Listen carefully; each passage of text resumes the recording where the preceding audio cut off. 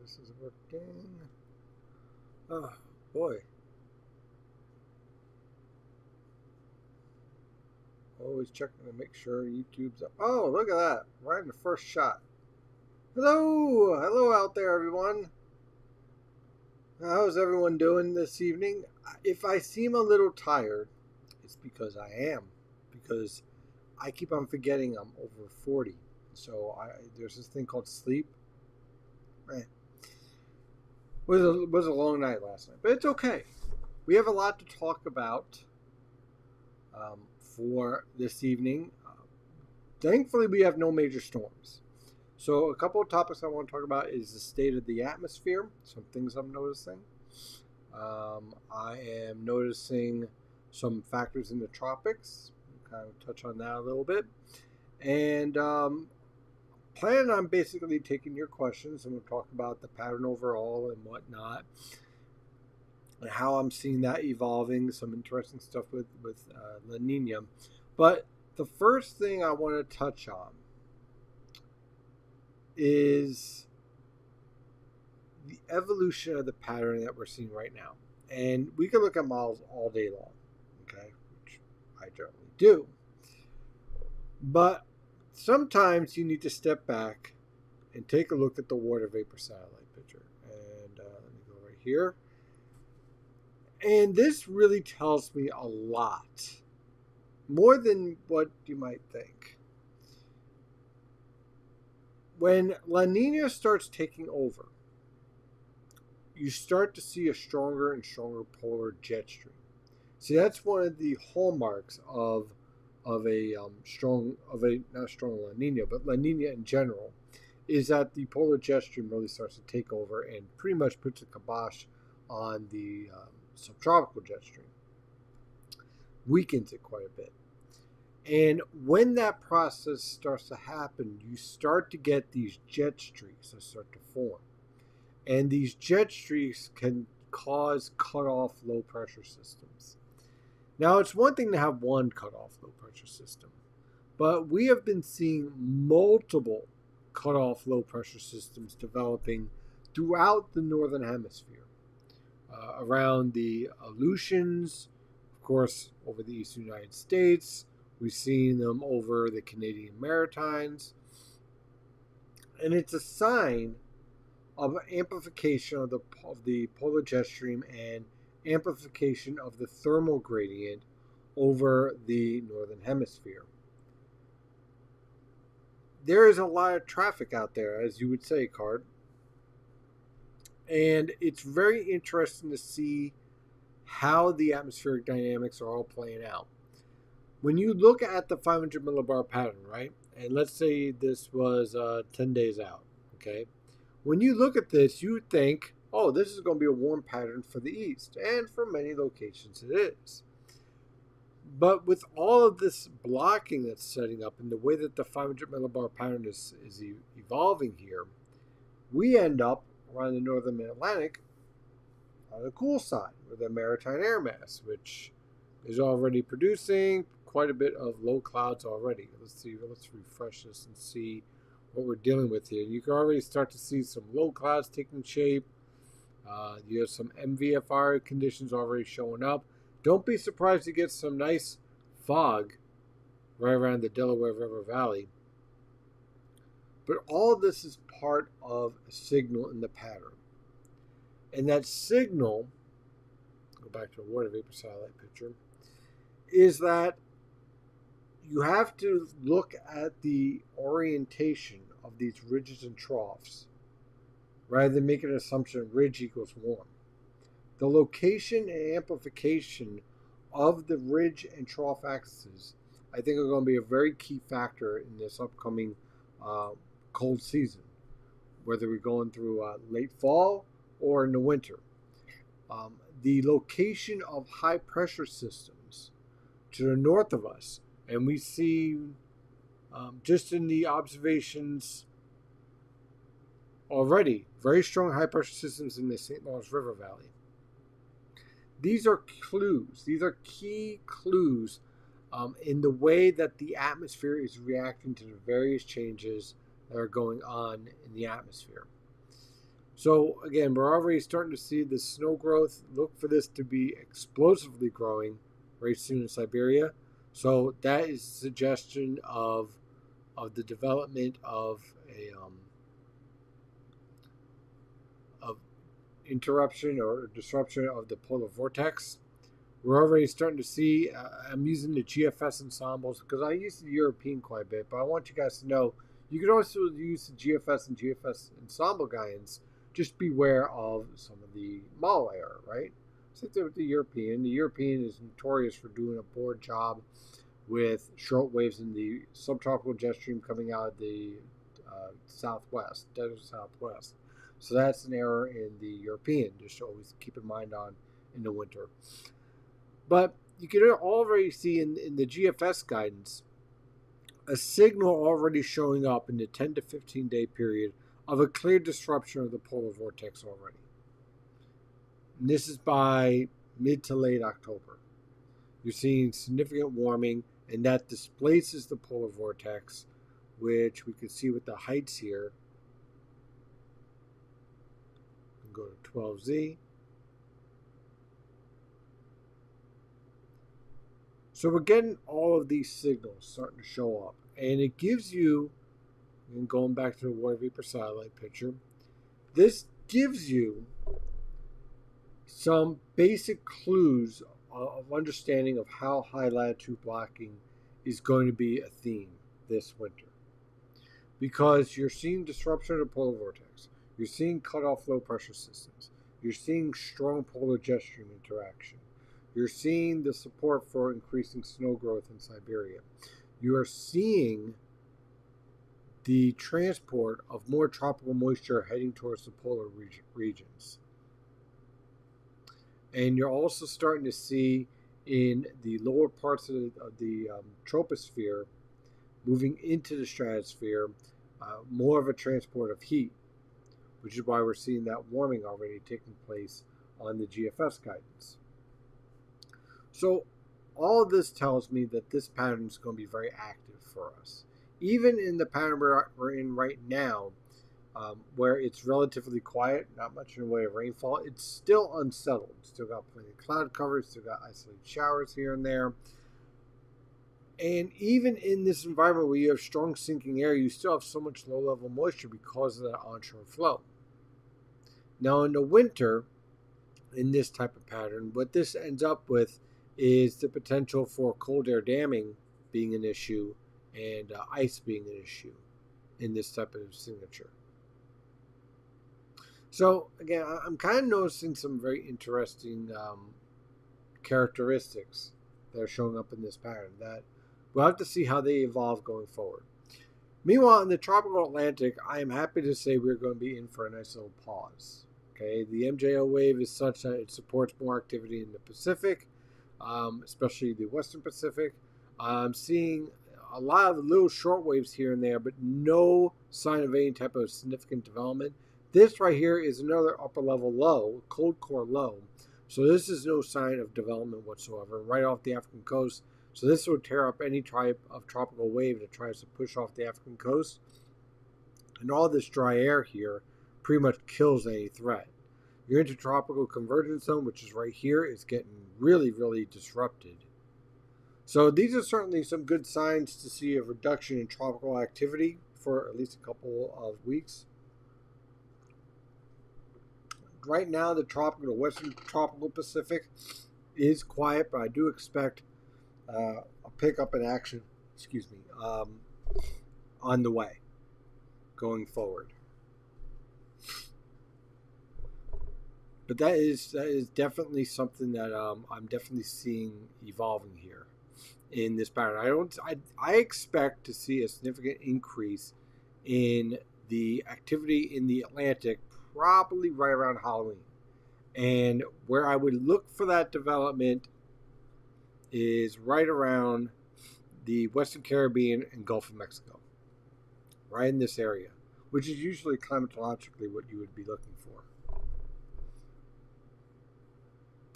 So that's kind of what I'm looking at in the tropics. But I think that the threat for our region in terms of direct tropical impact is pretty much passing. I think that once we get past late October, like October 29th, 30th, once we get past that point, I think we're pretty much done. So that is kind of what I'm seeing right now in the pattern overall. One other thing I just wanted to bring up, and I'll pull this up right now on the vertical velocity.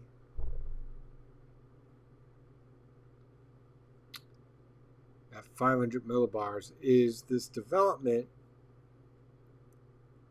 of this low pressure system for Sunday. I want to touch on that.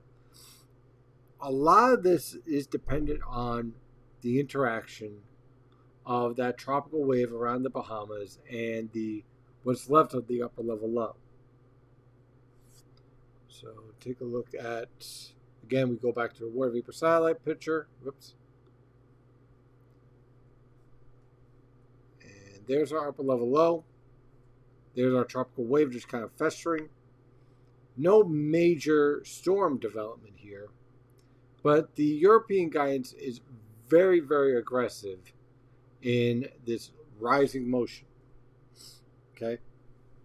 So I kind of want to give you an idea here of the lifting parameters. What's happening here is you're having the model guys are saying that air is rapidly rising. Okay? But when you look at the horizontal plane, which would be the relative vorticity, it's not anywhere near as impressive.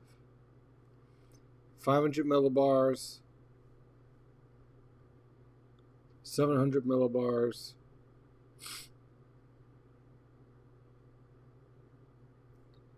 and we could do 850 millibars.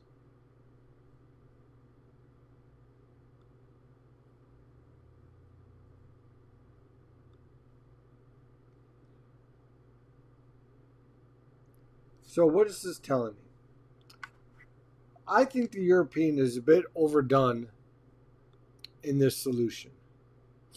But the GFS also is underdone for this weekend. So I like the idea of, not in terms of any severe weather, because when you have this type of signature, which is showing up in all the model guides, a high pressure system over the Gulf of Maine and strong easterly winds, that supports a very stable weather pattern. But I do like the idea of scattered to widespread showers this weekend, especially on Sunday. A stiff easterly wind, but I don't see widespread heavy rain like what the European's showing right now. I think this is a bit overdone. I think that the vertical lifting in this type of environment, where you have this ridge signature showing up here, let me zoom in. See this ridge axis? I think this is way too over amplified. And so as a result, I think that this leads to a forecast where it's trying to produce way too much rain. So this weekend, it's definitely going to feature showers and scattered showers. I just don't expect there to be, at this time, very heavy rainfall event. That would change if the tropical wave that we're dealing with is a lot stronger and more organized than what's being shown in the guidance. But right now, I don't see the support for that.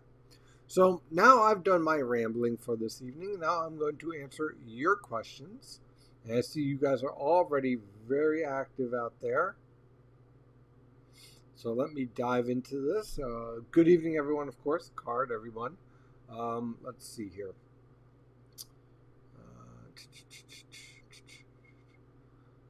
Does the tropical Pacific look like right now? Definitely a bit more active. In fact, let me pull up tropical tidbits. It's quiet right now, but it's expected to pick up more activity. The focus right now is this tropical wave around Korea that is being kept a watch on. and another one out here to around the Philippines. So nothing imminent, no like major typhoons yet, but keep an eye on that. I think we're going to see activity pick up. Let's see here. You mentioned in your forecast, Norman is being very active tonight. Norman, we're discussing the weather. Relax. It's a guinea pig. You mentioned in your forecast this morning the potential for deep troughs over the Aleutians and East Coast towards the end of the month. Any concerns we can get a nasty coastal storm out of that? It's possible. What I'm going to be looking for around October 20th, October 20th, which by the way is when the winter forecast is going to be issued. I would look for a rapid spike like this of negative anomalies. You see these anomalies here? I would look for that around the end of the month, right around October 20th. If that happens, then I think that we'll see the potential for a pretty good coastal storm taking shape around basically Halloween, somewhere around that ballpark. October 28th through November 1st, somewhere in that ballpark. I like the idea of amplification of the 500 millibar pattern, and I like the idea of strong negative EPO and a weak negative NAO taking shape during that time period. Based on everything I'm seeing, it matches up with the MJO, matches up with the nature of the La Nina that we're dealing with, which, by the way, I am not seeing any signs whatsoever. I know some people are trying to advertise it, but I am not seeing any signs whatsoever of a strong La Nina taking shape here. This is 3.4 right now, minus 0.6, so it's declining as it should be, but this is not strong. And the SOI values are not strong. This would be a weak La Nina signal, at least in my opinion. So this is all lining up to support I'd say it's definitely a stormy end of the month and start to November. Hoping that means no more tornadoes or flooding. I think that the tornado season for us is pretty much done. When you get an easterly wind really stabilizing the atmosphere, the primary threat, though, is heavy rainfall. I do think we're still at the threat for a flash flooding, and I also think that that's going to be a theme going into the winter as well. Guys, the water table is jacked. It is super saturated in many locations, and that's going to lead to some problems as we go forward. Again, this dry period certainly helps, but it won't take much to push us back into that. Denny Cox asks, I know your winter forecast is coming out soon, October 20th. Do you expect more nor'easters this year? That's a great question. Nor'easters are driven by primarily the interaction of the subtropical jet stream and the polar jet stream. Sometimes you get a triple phase, which is the Arctic jet stream. In La Nina seasons, it's very difficult to get nor'easters because you're typically having a displacement of the subtropical jet stream because of what's called the southeast ridge, and it's usually weaker. That doesn't mean you can't 100% rule it out, but it's a lot harder to get all the components to fall into place. Typically in La Nina winters, what you look for are more storms driven by isotropic lifting, which in layman terms is basically warm air moving over cold air, okay, or overrunning, some people might say in the news. That's where you kind of get a stationary boundary, you get your Arctic air seeping in, and that leads to storm development that basically, here's a good example. This stationary front that we were dealing with that rainfall the past couple of days, that would be a good example of just a stationary boundary hanging around, waves of low pressure developing along it, and precipitation developing as a result. But nor'easters, you know what I'd watch out for is, and it's been a while since we had one, is an amplified Alberta Clipper. That's a fast-moving low-pressure system coming out of Alberta, Canada, diving across the Ohio River Valley and then streaking towards, let's say, the Delmarva Peninsula, and then rapidly intensifying. Something like that.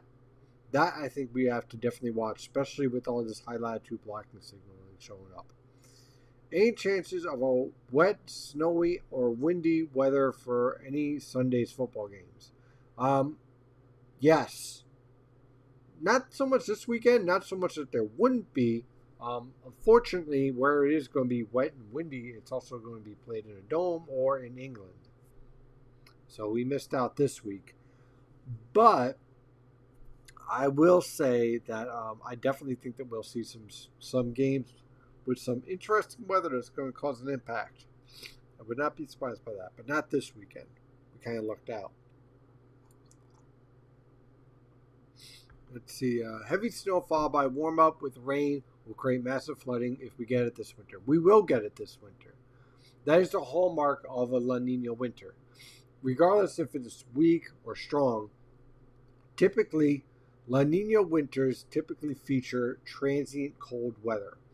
What that means is that you get a cold shot and then it retreats. And the time period for major winter storms is not the actual cold shot, it's actually the retreat. The pushing back of the warm air, pushing back northward, leads to more interaction of storms, which leads to the storm development and your snow and ice and whatnot. So when we're looking for storm development this year, it's going to be after the Arctic blast, okay, after you get your cold air come in or a polar blast comes in, your temperatures are cold, and then that weakening and that retreat, okay, it's going to be when the negative NAO starts to weaken. That is when we're going to see all of our storm impacts.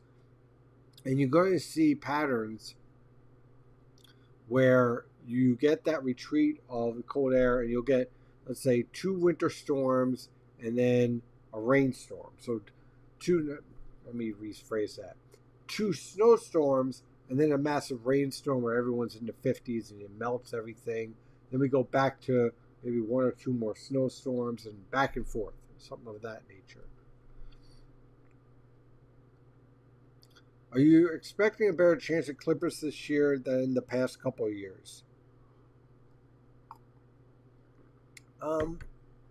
I would say that I think there's a better shot this year based on what I'm seeing with the way that La Nina is reacting in the atmosphere. This signal here, where I'm not seeing a spike yet, I'm waiting. This is why I wait to issue my winter forecast. But I'm not seeing a spike here in the SOI values to push this into the 20s and 30s. So that tells me I'm dealing with a weak La Nina. I know you're going to see all sorts of model guys saying, oh, it's going to be strong, this and that. Observations trump models. And observations so far, they are what they are. And these values that I'm seeing here, as long as I'm around 10, that's a weak La Nina. In my book, at least. So, yeah, in that type of environment, I expect more active Clipper development than normal. I do think so. I do think that the Clipper, maybe not necessarily a major winter storm, but the Clipper itself will be returning this year. I would not be surprised if that produces quite a bit of snowfall. In fact, that type of pattern in the Ohio River Valley and eastern Great Lakes with enhancement from lake effect snow. So let's say my old stomping grounds around Oswego, I would not be surprised they get quite an enhancement from those type of storms and those type of low pressure tracks with the addition of lake effect snow as that cold air comes in. I think that you're going to start to see that more and more in November. Like, let's say after November 15th through December 15th, I would not be surprised if we see quite a few Clippers in that pattern as the winter weather pattern starts to evolve. Meanwhile, one of the things I was concerned about with our upper level low was what's actually happening in the Ohio and Tennessee River Valley, which is the severe weather. We kind of lucked out in this respect, in this setup, because the original concern was for this upper level low to be a little bit further east, let's say right around Tennessee and Kentucky, right around here. And then this aspect was going to be around Virginia and possibly into New York City. Luckily for us, it ended up further west. But in this scenario, unfortunately, it leads to quite a bit of severe potential because you have a lot of, you can see it right here, the divergence and diffluence. See, when you see this wedge signal here, let's call it the triangle signal, right? When you see this type of signal show up, this is spreading of the atmosphere. Okay, again, silly, but it's spreading the atmosphere. So that spreading of the atmosphere leads to divergence and diffluence, which leads to rapidly rising air. The circulation itself leads to vertical wind shear and turning of the atmosphere. Voila, there's your severe thunderstorms. Let's see here. Danny Cox asks, can you explain for our area what the difference in our winter weather will be in a strong La Nina versus a weak La Nina? I think the best way to show that is I'm going to pull up a jet stream map. And let's see, North America. Okay. So, in a strong La Nina, the polar jet stream is very, very strong. Okay? And it's severely amplified. But it's amplified to the point where you get this deep trough over the west coast and over the Gulf of Alaska. And that amplification of that trough in a strong La Nina causes a stronger ridge over the southeastern Bahamas. Now, orientation matters. Okay, and let me pull up, let's see here. Pull up some data here real fast. This is perfect. Actually, no. I'm trying to get one piece of data I'm looking for. What? There. I'll pull this up.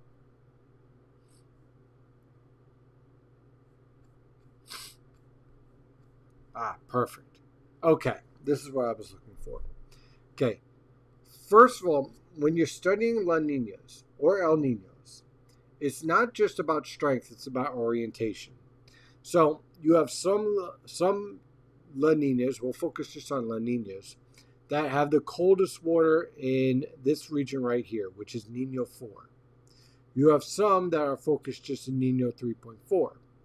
And then you have some that are focused in Nino 3. Nino 1+2 is your wild card, red herring. I tend not to pay attention to it because the water there is more shallow. So you get a lot of volatility, a lot of spikes. So I kind of leave that out of the equation. So I'm always looking for, in terms of the overall theme, not just one particular week, but the overall theme of where I think La Nina is going to set up. Is it going to set up more in Nino 3, more in 3.4, or more in 4? When you have a west-based La Nina, which means your coldest waters are in Nino 4, you end up with a ridge, a southeast ridge, focused more around the Gulf Coast and Florida. And that southeast ridge in a strong La Nina is amplified to the point that it builds up into the northern Atlantic. That leads to a situation where you can easily get temperatures pushing into the 60s and 70s. It's a very warm weather pattern. Because the polar jet stream is so strong, there's no potential for high latitude blocking to lock in. And so the jet stream is just ripping right across. Cold air isn't able to dig south, except maybe in the northern plains, like let's say North Dakota, and you end up with a generally mild weather pattern. At the same time, I like to also point out that El Ninos, when they're strong, have the same problem. In this case, the polar jet stream is amplified, but not as much as when it's in La Nina.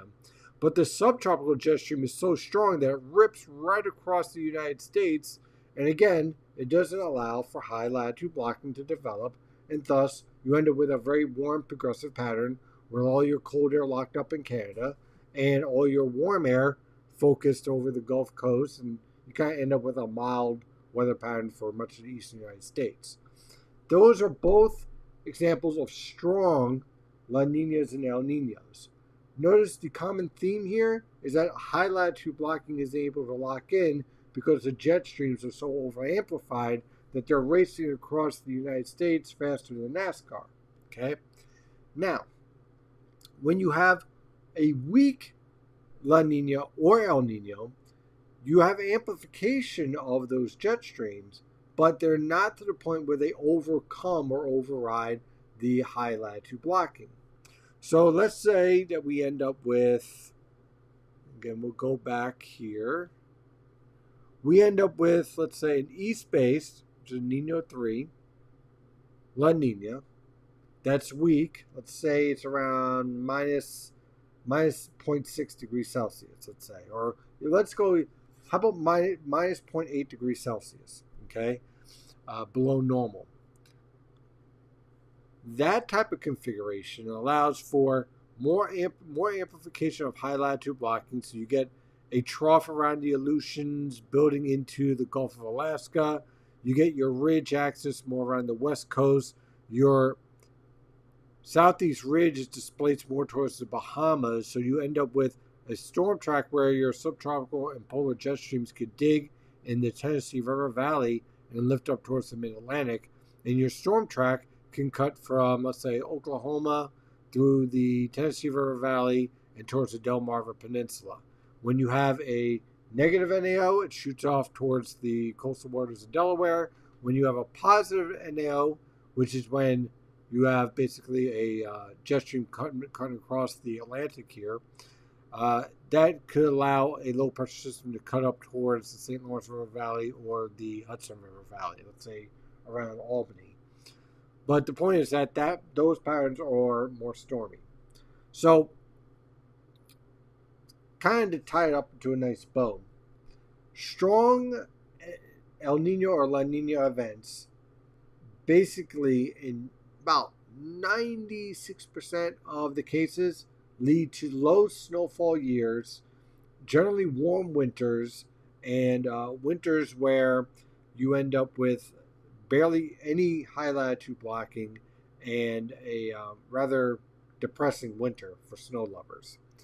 Weak La Ninas and El Ninos are your more prolific snowfall producing tropical influences, and you end up with a better potential for high latitude blocking. Now, there's always a caveat, and of course, you always have to look at all sorts of different parameters that influence the weather pattern for any particular winter.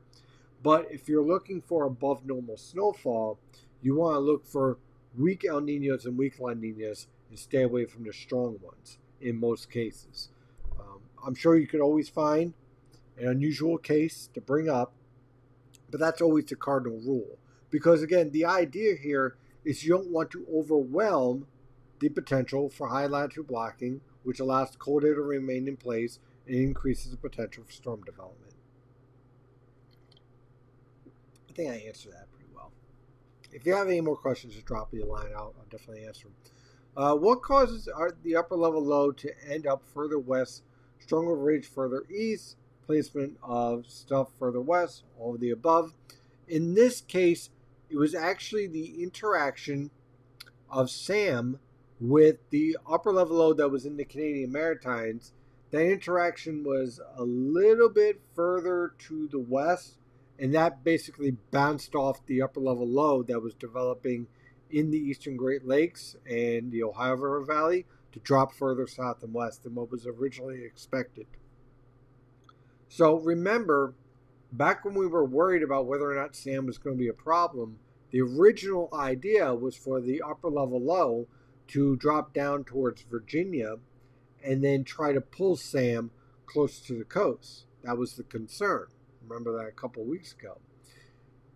As we got closer to the evolution of the pattern, that upper level low ended up basically around Maine and staying there.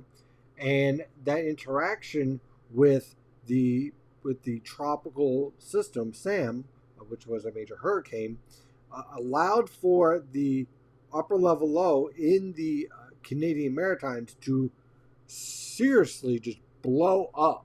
I mean, there it is. So, in fact, let me see if I can get an older model run here. Let's see if I can go back to 312. Okay, beautiful.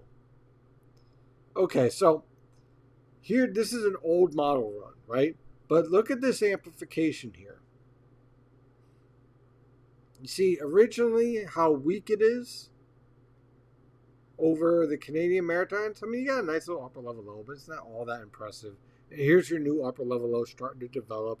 And here's this jet streak that you would think would knock this right out, right? And then here's Sam right here. Okay, that's Sam's influence. And so you have very strong divergence and diffluence. This is getting ready to interact with this jet couplet here. And as that interaction starts to play out, notice our upper level low is starting to intensify. This is becoming less of an influence. And then look at our upper level low. This thing blows up. It acts like basically a bottleneck like it's on the LIE. This isn't able to go anywhere, so it gets jettisoned down to the south and west like this. And basically it cuts off this upper level low. Because this got so strong, this was basically kicked to the south and west, further to the south and west than what was originally expected. And that's how we ended up where we're at.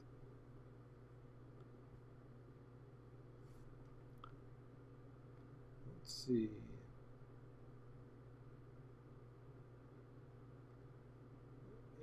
$8.40. Wow. See if we got any more questions popping in here. And again, guys, thank you again for the excellent questions as always, and going over everything. I know some of you guys, baseball fans, we all are in pain this week. Mets fans, Phillies fans, Yankee fans. Yankees, I'm sorry last night. I'm just somewhat pulling for you a little bit, for my brother's sake, really. And also for forecasting sake, I would have liked to have forecasted for a playoff game, but it was not meant to be. Sorry, guys. Let's see. One other thing. What else did I want? Oh, yeah. Let me pull this up. Something that kind of caught my attention on the long-range European guidance. This is the Arctic Oscillation. Then this is the 46-day European guidance for the Arctic Oscillation out to about the middle of November. And a lot of people are saying, hey, look, the Arctic Oscillation is expected to be neutral to slightly positive. Why am I very happy to see this if I'm a snow lover? Well, if your Arctic Oscillation is negative in the fall, that means you're not building up your snowpack over the Arctic. You see, your snowpack is basically your freezer for the winter, right? So the more snow and ice you build up there, the more impressive that your Arctic air masses are. When you have a neutral Arctic Oscillation in October and November, that's when you get to see your most expansive snow growth. I don't want to see a negative Arctic Oscillation in October and November because you don't have that expansion to develop. You get plenty of storms in the fall, absolutely, but you don't have the opportunity to build up your polar and Arctic air masses. So this signal here tells me that I think we're going to see pretty active snow growth in not only Siberia, but also northern Canada. Meanwhile, my EPO signal is playing out pretty nicely here, with it weakening towards the end of October. The one thing that really caught my eye is that there's a very strong signal starting to show up here for the middle of November, which would suggest a trending towards a weak negative EPO pattern. Again, perfect timing. And then the Arctic Oscillation, and the North Atlantic Oscillation, should I say, for October, we end up pretty much in a positive state for the second half of October. And then right around November, again, the end of the month, we transition back towards a negative state. But it's generally neutral. This tells me that you end up with an active weather pattern over the eastern United States, but not one where you get blocked up. It's progressive, transient. These are all signals of building up the environment necessary to later disrupt the polar vortex and later support strong high latitude blocking. Typically, when I see in the fall a very negative Arctic Oscillation or North Atlantic Oscillation, it's usually a signal of a flip by the time we get to the winter. On the flip side of that, when I typically see a neutral to slightly positive state in the Arctic Oscillation, and generally a neutral state in the North Atlantic Oscillation and the EPO, it's usually supportive in, I'd say, about 85% of the time, based on previous forecasts, of a sustained negative anomalies for December, January, and February. So this is something that's I've been keeping an eye on. I've been seeing it in the teleconnections. I like using the ensemble teleconnections more so than the operational guidance, because operational guidance, you can see it has quite a bit of a spread. But when I use the ensemble guidance, it kind of gives me a better handle on the overall theme, and not necessarily the strongest anomalies that show up. So, we got another question. My recollection of past winters is the negative Arctic Oscillation in the fall means the winter is warm, snowless. Yeah, typically, and there's a reason why for that. If you have a negative Arctic Oscillation, that means that you have above normal heights in the Arctic and below normal heights in the mid-latitudes, right?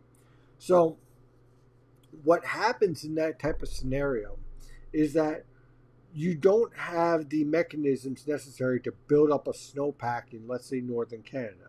So as a result, all your polar and Arctic air masses, by the time they get down to our area, are moderated. Okay? So instead of it being 20 degrees, by the time it gets to us, it's more of a transition of only 30 degrees.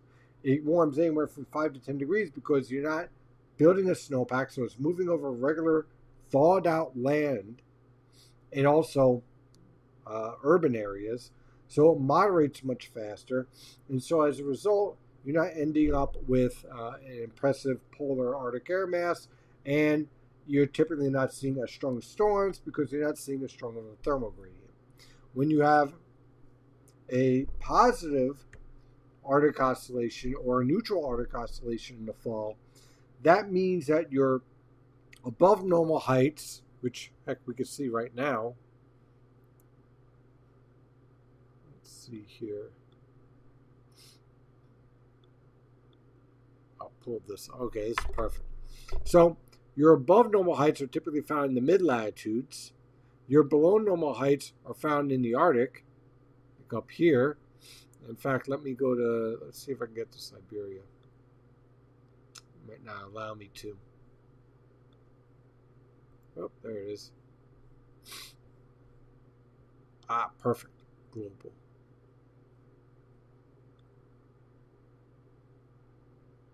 Let's see if I could pull up the global, because this would really detail exactly what I want.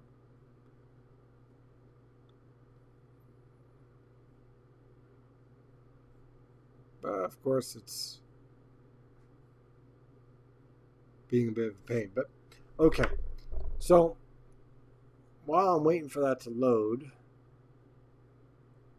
looks like it is being a bit of an issue here, but that's okay. Okay, so the overall theme is this. When you have an Arctic oscillation that is positive to neutral in the fall, it allows for more storms to develop, more focused towards the North Pole, northern Canada, Siberia. So that means your snow growth is building. Your snowpack is building, so that means you're insulating your polar and Arctic air masses. As that develops, you make your polar and Arctic air masses stronger.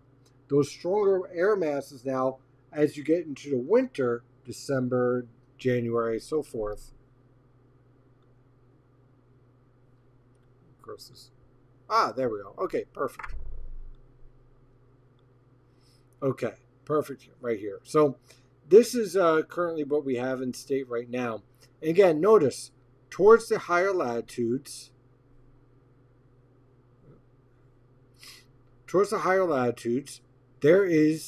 this is a perfect example of a neutral to positive Arctic oscillation. Your below normal heights all focus towards the North Pole. Your mid-latitudes generally have your above normal heights. Now, it's never uniform because the atmosphere is never uniform. But you get the overall theme, right? So what does this produce? This produces the potential for more snowfall around Siberia and northern Canada and more of a mild pattern over your mid-latitudes in the fall. As this snowpack builds up, and this is part of Dr. Cohen's theory, is that as that builds up, it disrupts the polar vortex. And the weakening of the polar vortex, much like a wobbly top, starts to allow those strong polar and Arctic air masses to invade the mid-latitudes. That invasion of the mid-latitudes leads to a clash with the warm air that's already in place in your Gulf Coast and whatnot, and that leads to your major winter storms. And so that is why when the Arctic oscillation is positive in the fall, you end up with stormier winters because of a stronger polar and Arctic air mass, which leads to a stronger thermal gradient.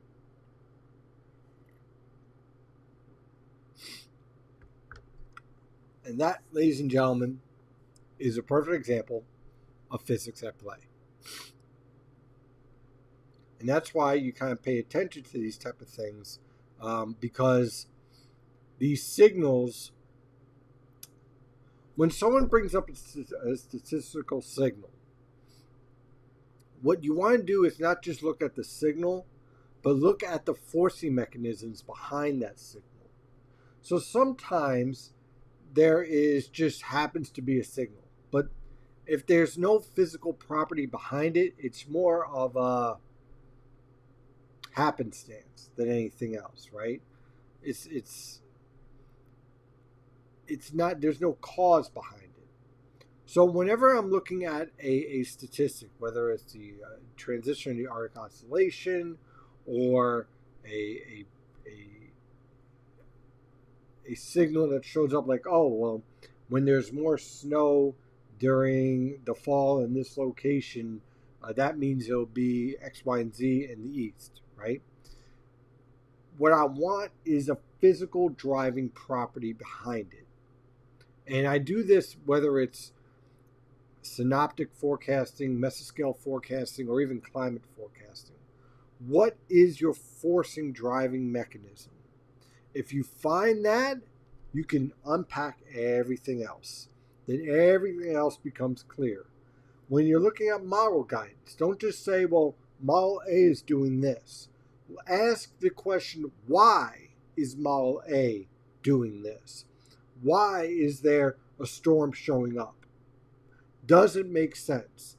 Does it make physical sense? Does it balance out the atmosphere and create a stable equation to support that storm environment?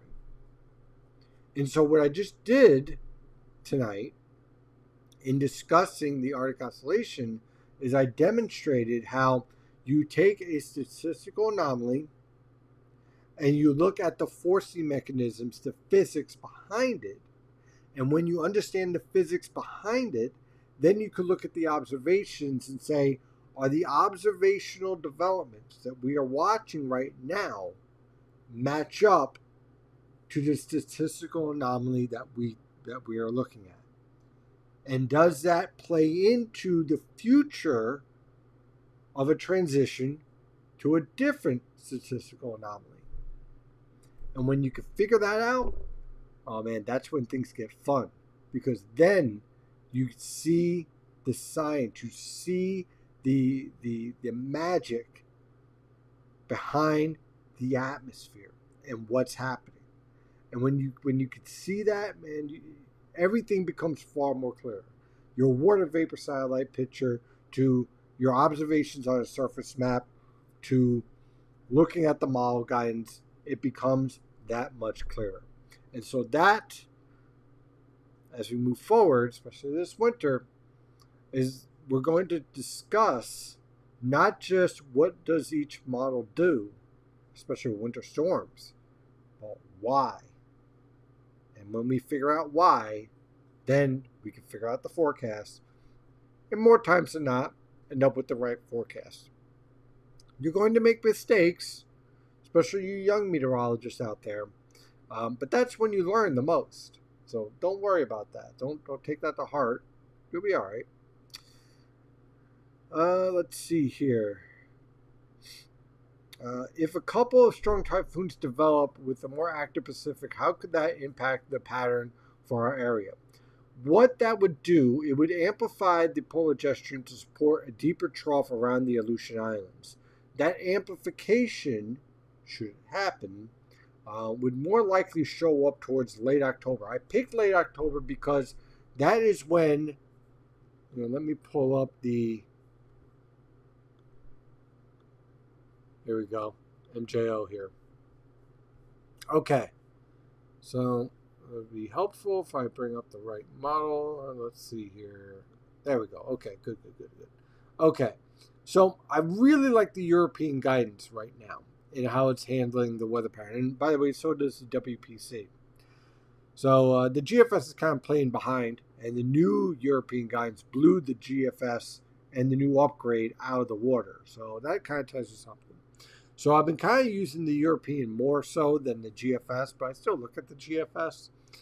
And it's giving me this signal of heading into phase 8 and 1 by the time we get to late October.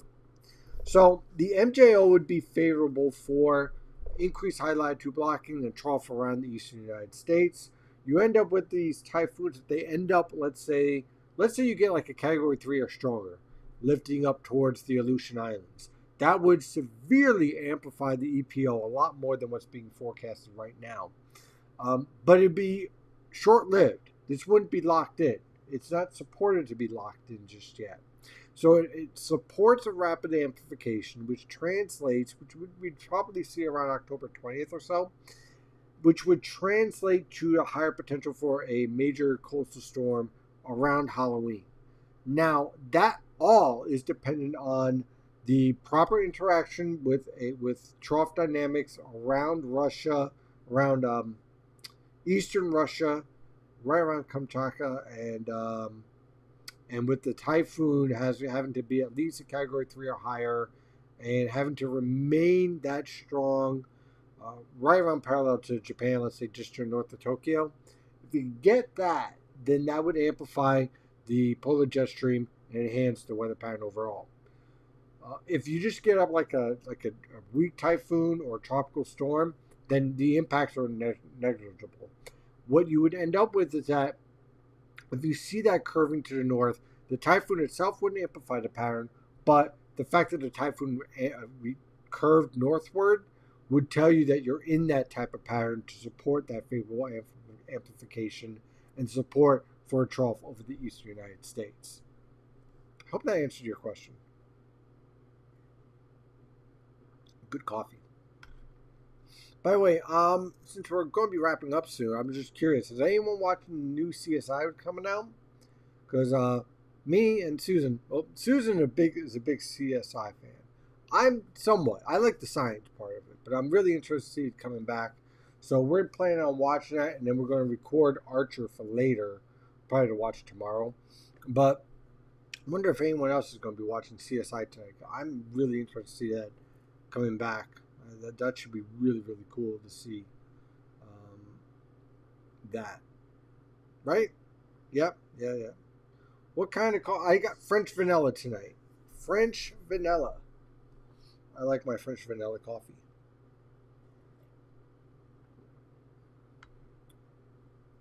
I hate procedurals. I know you are very excited about it. I'm very excited for you. Okay. We saw My Saints of Newark last Friday. Yeah, I have to be honest. I've never been into Sopranos. I think, why? This is why I was never into Sopranos. Because it came out when I was in Oklahoma. Young meteorologist in Oklahoma.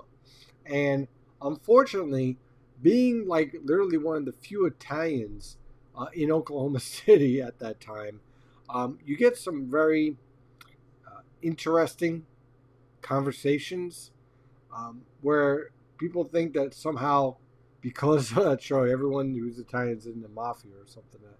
I've never been a big fan of that show. So, just saying. But hey, if you're into it, then you're into it. That's cool. Let's see here. It is 8:56. We're going to close it down, shut it down for this week. Going forward, just so premium members know, I'm going to be backing off on some of the long-range thought discussions because I'm going to be writing the winter discussion. And I like to write the first draft and redo it, so it takes me a couple of days to get done.